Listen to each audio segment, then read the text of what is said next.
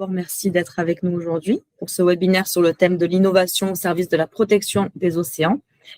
Alors aujourd'hui, c'est la journée mondiale de l'environnement et à cette occasion, donc Thomas Guillancourt et Gwen Lechat nous feront le plaisir d'intervenir au nom de la Fondation Pure Océan, dont la mission principale est le soutien de projets de recherche innovants partout dans le monde, qui contribuent à la protection de la biodiversité et des écosystèmes marins fragiles.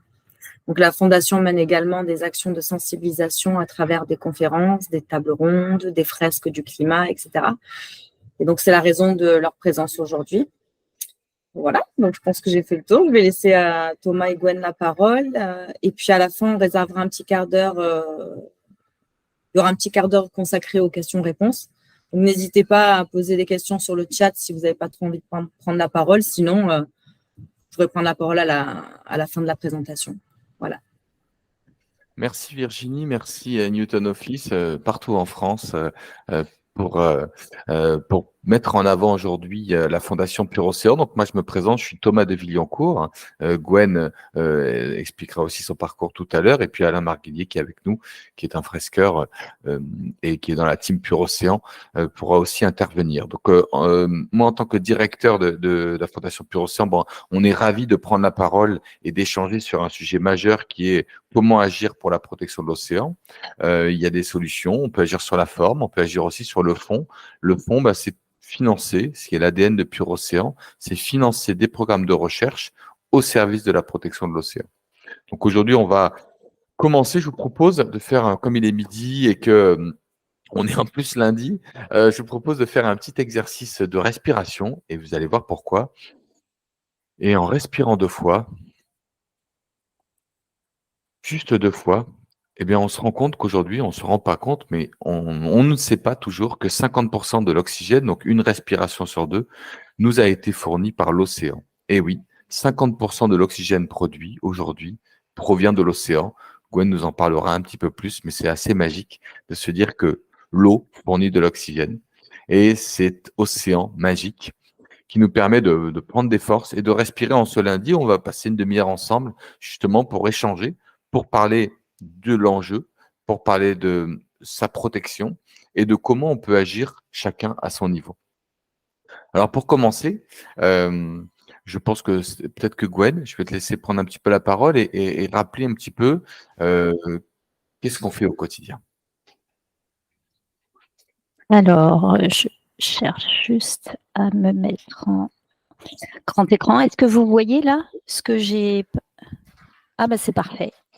Voilà.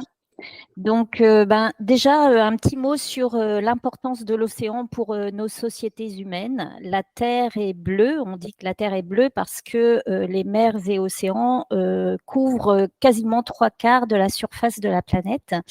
Mais plus qu'une surface, c'est un énorme volume puisque en moyenne, l'océan, c'est 4 km de profondeur et le plus profond, c'est 11,2 km dans la fosse des Mariannes au milieu du Pacifique. Donc, vous imaginez bien que cette masse d'eau est énorme et c'est le plus grand volume utilisable par la vie sur notre planète. Et je vous donne juste un chiffre parce que c'est juste ahurissant. Souvent, on n'a pas cette idée. L'océan représente 97% de l'espace de vie habitable pour le vivant. Alors, voilà, comme ça. Et cette énorme masse d'eau est en interaction constante avec l'atmosphère. Et donc là, je vous donne quelques éléments qui parlent du rôle essentiel de l'océan pour nos sociétés humaines. En fait, comme cet océan est en interaction permanente avec l'atmosphère, les conditions atmosphériques sont constamment modérées et modulées par l'océan. Et l'océan absorbe 25% de nos émissions de CO2. Vous savez sans doute que à peu près 25% de nos émissions de CO2 sont absorbées par la végétation terrestre et 50% repart dans l'atmosphère. Et bien sûr, justement, ce CO2 s'accumule dans l'atmosphère. Mais l'océan, on a coutume de dire que c'est un puits de carbone, justement parce que c'est un absorbeur énorme de notre CO2. Et plus que peut-être le CO2, ce qui est important de garder en tête, c'est que l'océan va absorber 93% de la chaleur émise par nos gaz à effet de serre. Et en fait, juste une petite image pour qu'on se rende compte de cette capacité d'absorption de la chaleur. Quand vous faites cuire des pâtes, l'eau, avant qu'elle se mette à bouillir, ça prend vachement de temps. Eh bien, c'est un peu ça qui se passe. C'est un peu simple comme image, mais c'est très imagé. En fait, l'eau a une capacité énorme d'absorption de la chaleur. Et d'ailleurs, c'est pour ça qu'on dit de l'océan que c'est un tampon thermique. Et vous avez peut-être d'ailleurs entendu parler des canicules marines, puisque c'est pas anodin le fait qu'ils puissent absorber cette chaleur. Bien sûr, ils se réchauffent et ça pose des tas de problèmes aux écosystèmes marins.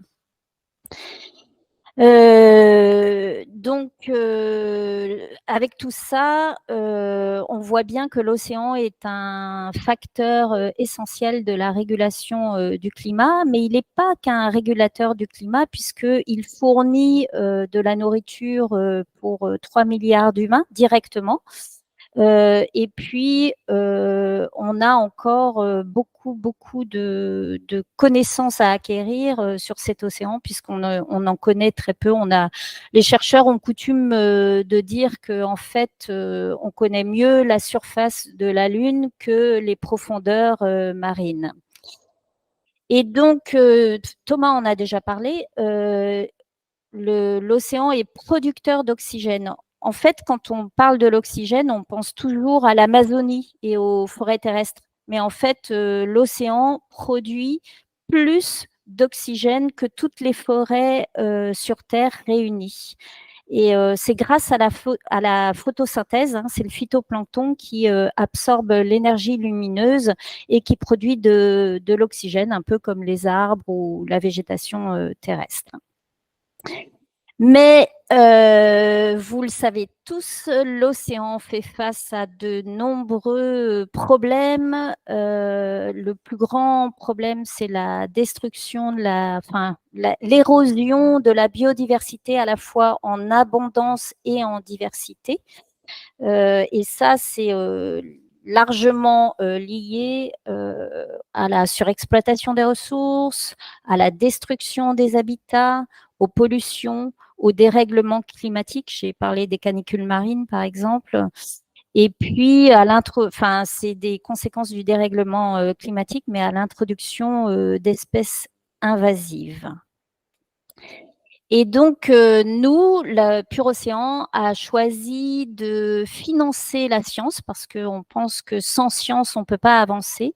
Donc, de financer des projets scientifiques innovants, ambitieux, concrets, pour préserver la biodiversité, protéger et restaurer les écosystèmes marins fragiles, essayer de trouver des solutions pour une exploitation plus durable des ressources.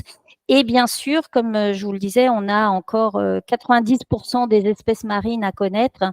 Accroître les connaissances sur l'océan, bien sûr sur ces espèces, mais aussi sur les interactions de l'océan avec l'atmosphère, le climat.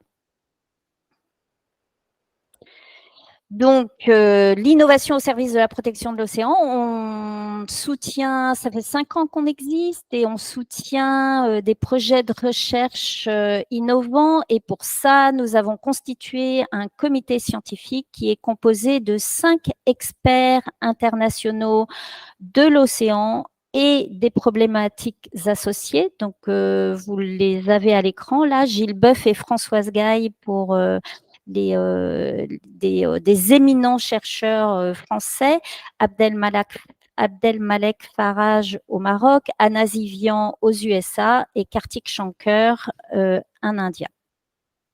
Donc voilà, vous avez là une petite carte de tous les projets soutenus et en cours de soutien. Donc ces projets sont partout dans le monde. Ils sont portés par des universités, des ONG et des instituts de recherche. Et voilà comment ça fonctionne. Une fois par an, nous lançons un appel à projet international auprès de ces structures non-profit. On a maintenant un réseau international très étendu de chercheurs partout dans le monde.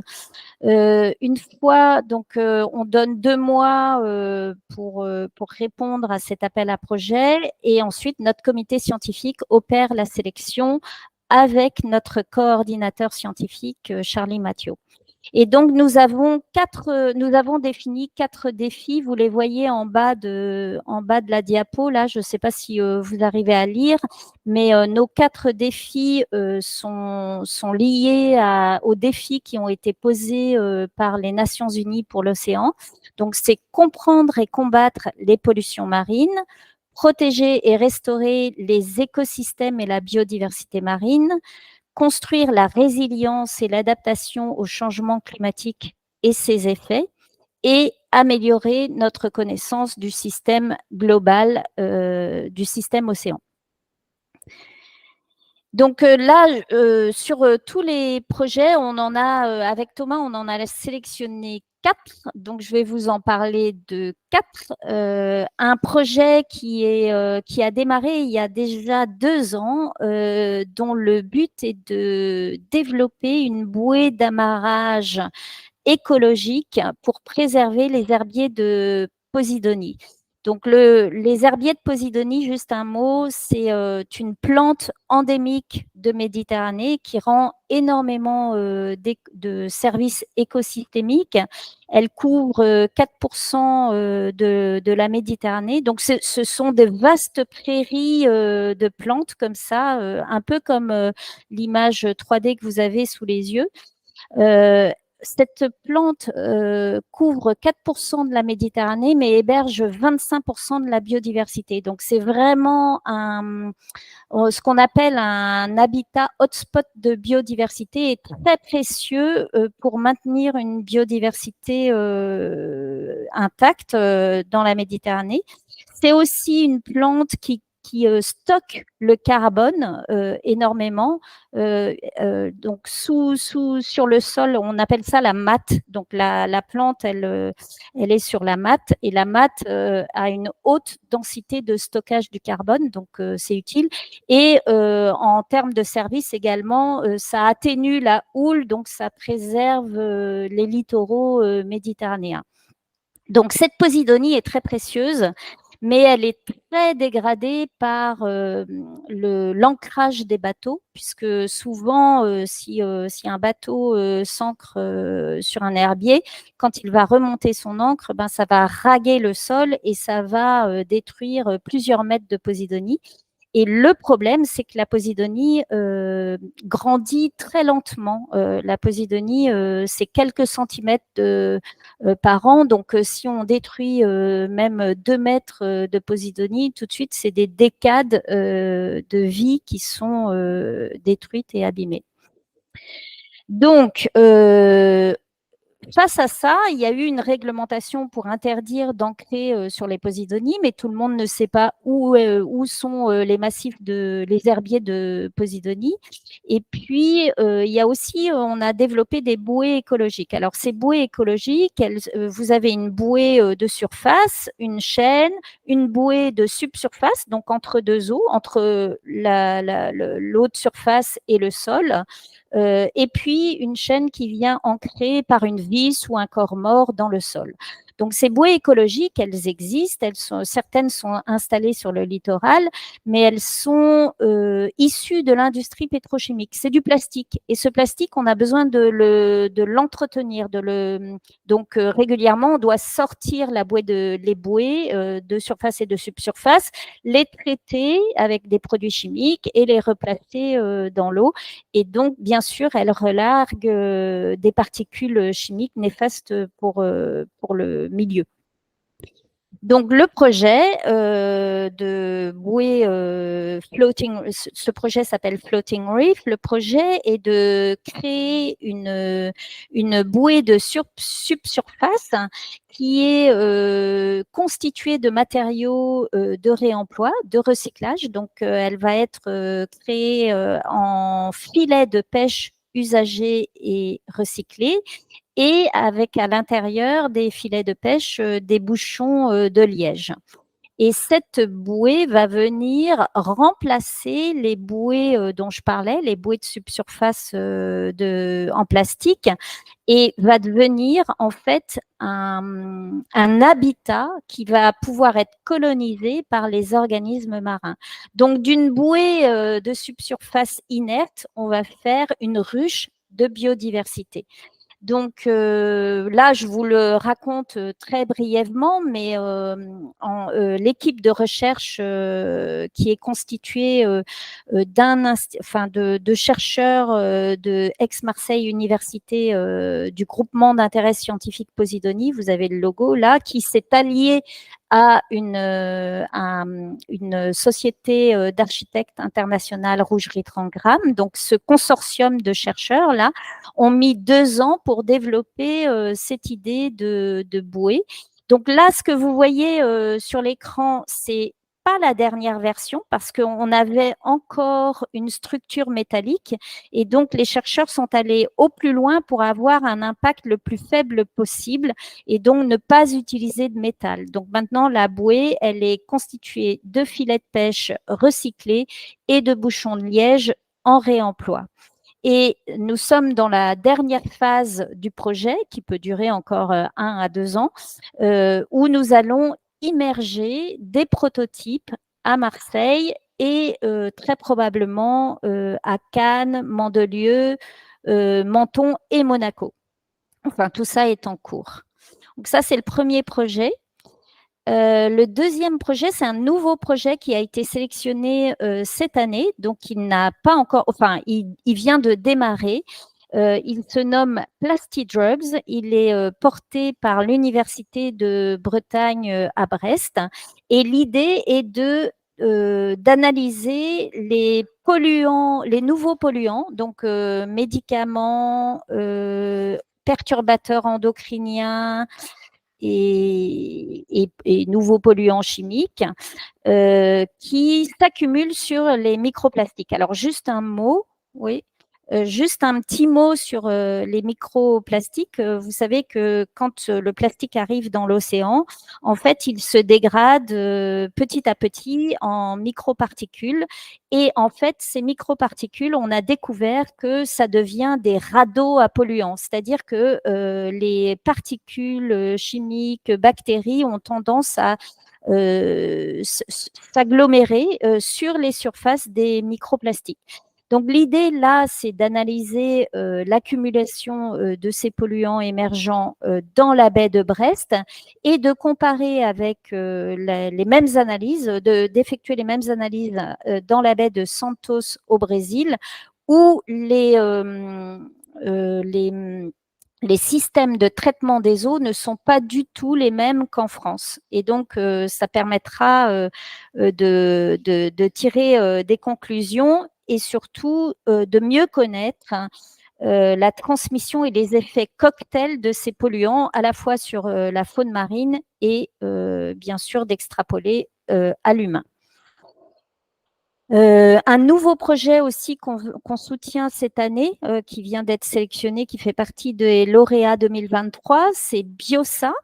Et l'objectif est de suivre 5 espèces de cétacés, des dauphins et des baleines, et d'utiliser. Alors, c'est un projet qui est en association avec l'Agence européenne spatiale, et l'idée, c'est d'associer des satellites et des drones, des navires drones surinstrumentés pour suivre les cétacés et essayer d'analyser les effets de la pollution sonore sur les migrations de ces grands cétacés. Parce que, vous savez, ces cétacés, ils se repèrent, ils repèrent leur nourriture, ils communiquent entre eux par le son.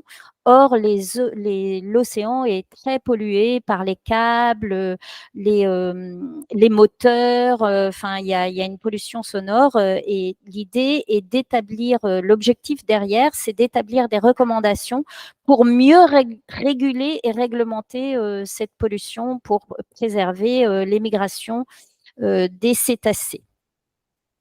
Et le dernier exemple de projet que nous avons, c'est un projet de l'année dernière qui est toujours en cours et qui est porté par une équipe italienne de l'Université de Rome. Et là, l'idée, c'est d'utiliser une technologie totalement innovante qui s'appelle la photogrammétrie Structure from Motion.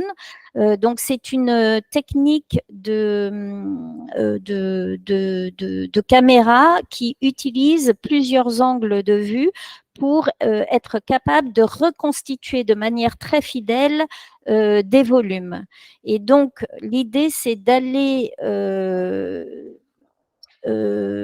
filmer pour reconstituer des modèles 3D d'habitats sous-marins particulièrement vulnérables. Donc, j'ai parlé tout à l'heure des herbiers de Posidonie, mais il y a aussi les récifs coralligènes. Et donc, l'équipe a sélectionné 7 sites qu'ils vont reconstituer de manière très, très précise en 3D. Et ces données, enfin ces reconstitutions d'habitats vulnérables seront communiquées au grand public via un site web qui nous permettra de nous immerger quasiment dans ces habitats vulnérables. Et c'est des données également qui permettront aux chercheurs de suivre l'évolution de ces habitats qui sont fortement soumis aux pressions anthropiques. Et juste une petite image un peu plus grande, là, comme ça, vous voyez, c'est une caméra qui a été aménagée pour ce projet, qui existe par ailleurs, mais eux l'ont un peu aménagé. Donc, vous avez un espèce de scooter propulseur, là, ce qui est marqué Seacraft, une caméra stéréoscopique, donc qui permet de prendre sous plusieurs angles l'objet, et puis bien sûr des systèmes d'éclairage et des flotteurs. Voilà, peut-être que tu veux parler de la goutte bleue, Thomas. Attends, je vais juste enlever mon micro pour que ça. Donc merci Gwen, c'est vrai que c'est riche d'informations. On a, vous avez vu des actions très concrètes en Méditerranée, vous avez vu des actions très concrètes sur la pollution invisible de nos plastiques. Vous avez vu un vrai sujet aussi de migration des grands mammifères marins qui sont troublés aussi par l'impact des activités humaines. Et donc on n'est pas tous scientifiques, par contre on peut tous agir. Et donc c'est vrai que cette action qu'on aime beaucoup, qui s'appelle la goutte bleue, c'est de dire un peu à la manière du colibri. Si chacun fait sa part, il y a la partie déchets visibles qu'on trouve sur nos plages qui peut être supprimée, qui n'empêche pas bien sûr de se remettre en cause sur toute notre production au quotidien et toutes nos industries. Mais en tout cas, l'action de ramassage de déchets visibles sur nos plages est une action très concrète et non symbolique qui permet, si on a des dizaines, des milliers de personnes qui le font chaque jour, chaque année, d'avoir aussi un impact sur notre quotidien. Donc voilà, donc on a passé cette première demi-heure ensemble en associant justement des actions sur le fond, qui est l'ADN de Pure Océan. On parle vraiment ici de financer la recherche océanique, donc au profit de l'océan. On est vraiment dans cette dynamique-là.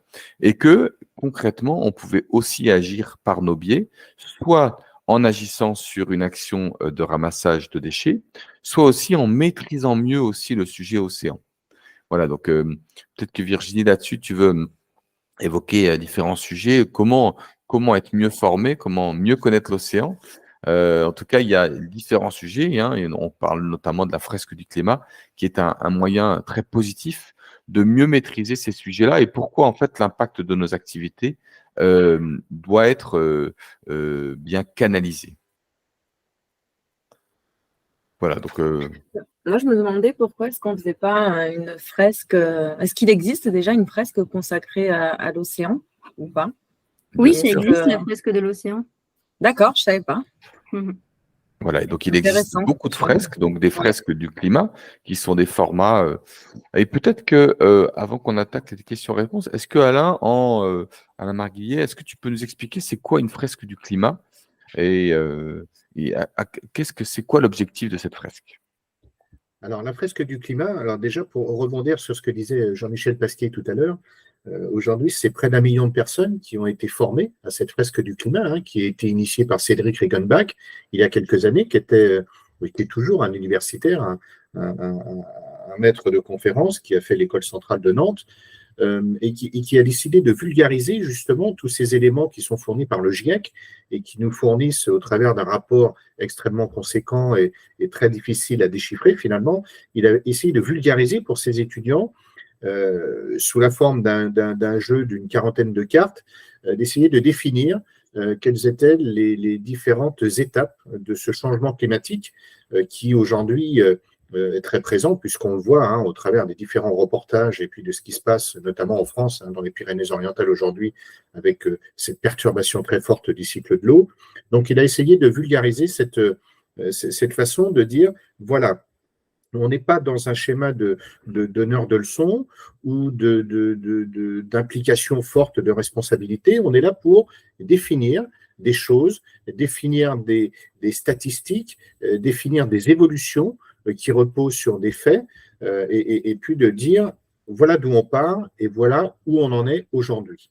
Donc la fresque du climat, elle se divise en 3 parties. La première partie, c'est tout à fait ludique au travers d'un jeu de 42 cartes où l'ensemble des collaborateurs qui participent, l'ensemble des formés qui participent à ce jeu, prennent conscience d'une façon assez simple, ludique, avec beaucoup de partage, beaucoup d'émulation, ils prennent conscience effectivement de l'évolution du changement climatique aujourd'hui.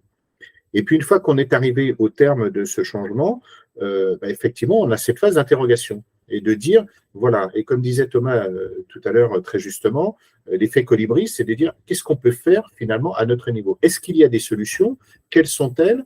Comment les mettre en œuvre? Et puis, la deuxième partie, la troisième partie de cette fresque, c'est de dire quels sont les intervenants qui vont pouvoir mettre en œuvre et développer des solutions pour essayer d'améliorer ce changement climatique.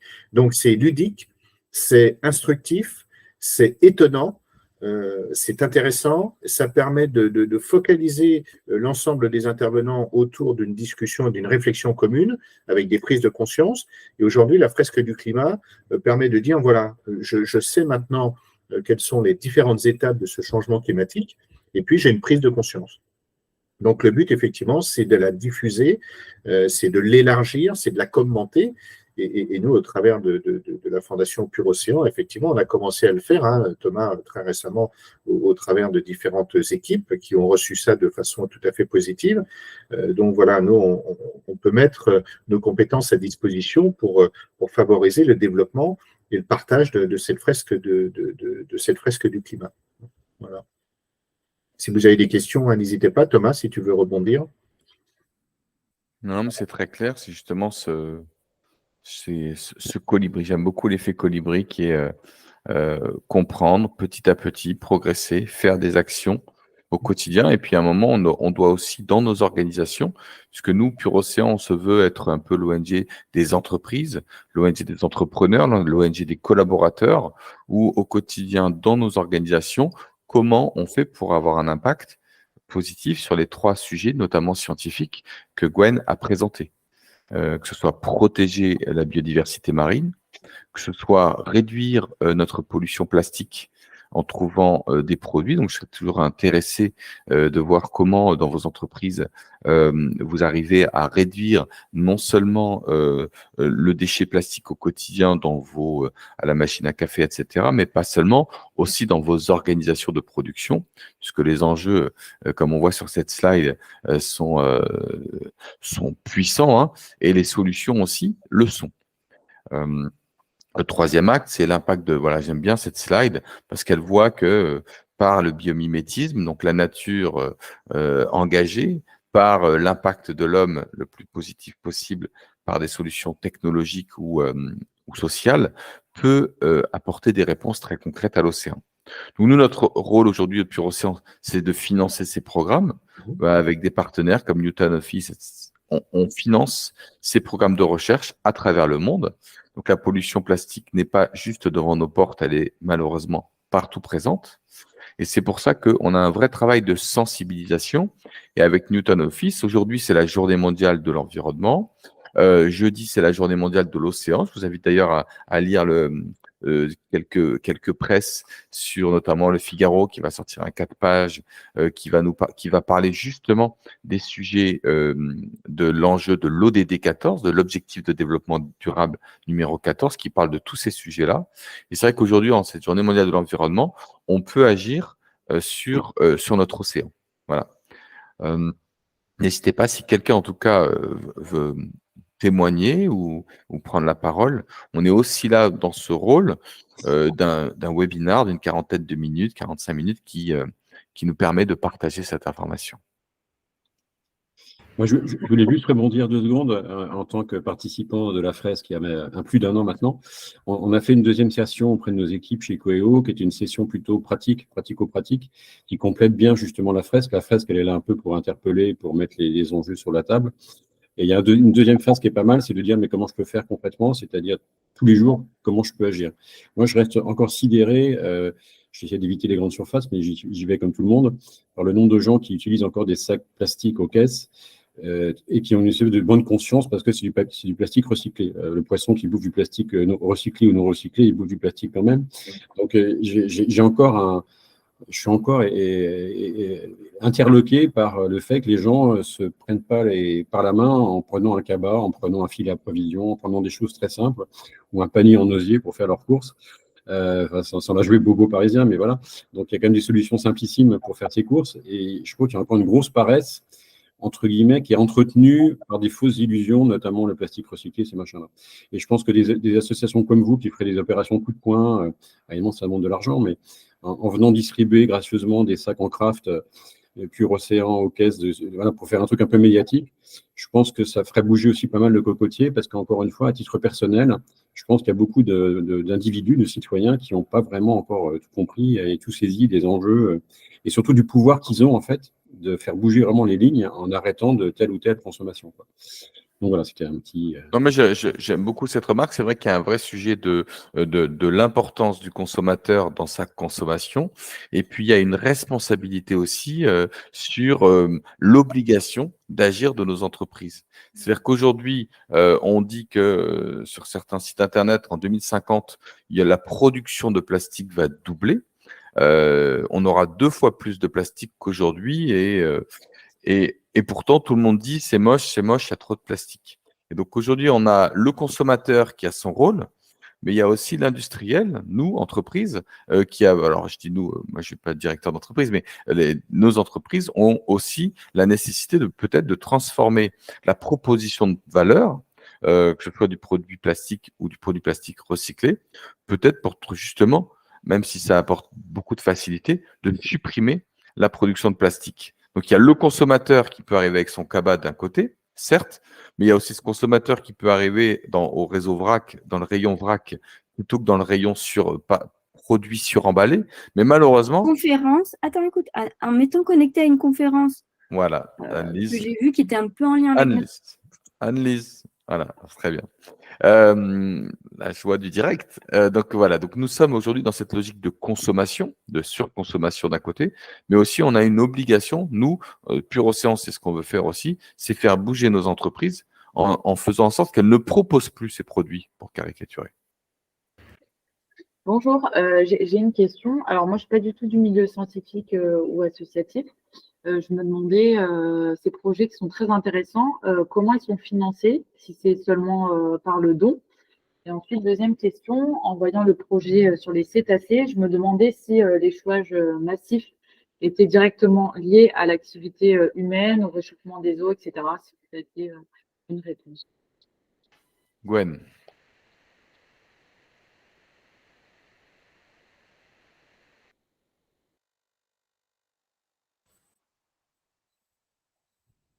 Le micro de Gwen est coupé peut-être. C'est en cours, c'est en cours.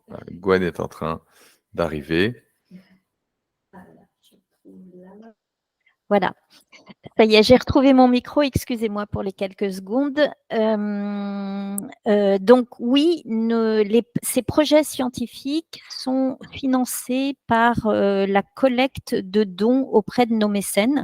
Pure Océan a choisi de cibler les entreprises. Donc 99% des mécènes qui financent la fondation Pure Océan, ce sont des entreprises. On a aussi des individus qui sont très engagés, qui viennent à nous. Mais donc, nous, nos mécènes, ce sont des entreprises et c'est cet argent qui est orienté vers les projets scientifiques. Notre volonté, c'est chaque année d'avoir plus d'argent pour pouvoir financer plus de projets, puisque ces projets font avancer les solutions. Hein. Des fois, ce n'est pas des solutions directes, mais elles font avancer les solutions. Donc, voilà. Ça, c'est la première question. Et la deuxième question, ah oui, les échouages de masse. Alors ça, je ne sais pas, honnêtement. Et je ne suis même pas sûre qu'on sache vraiment si c'est lié à la pollution sonore. Mais c'est quelque chose que je pourrais poser comme question à notre coordinateur scientifique, Charlie.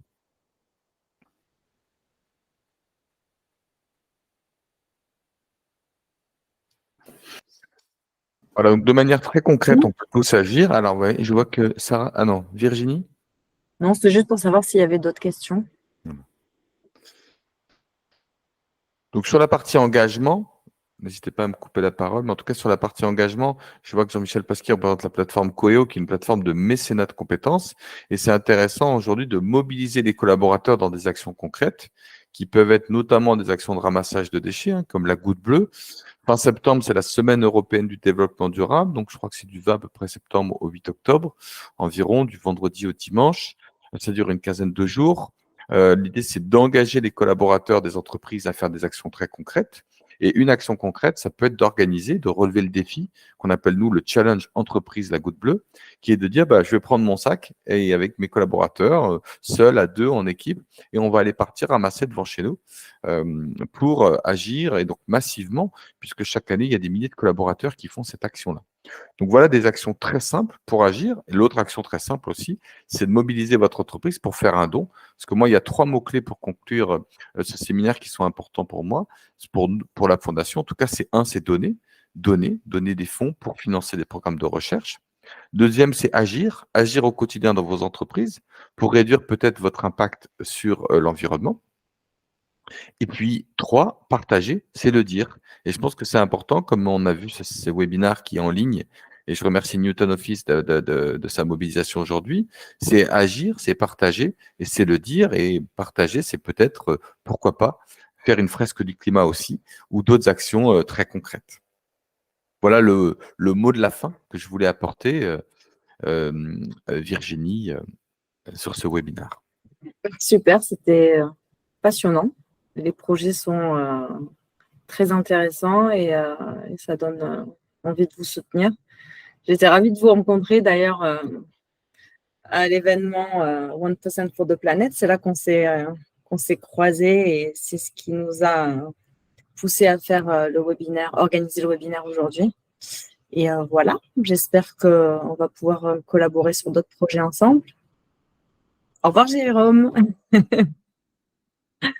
Allez, à bientôt tout le monde.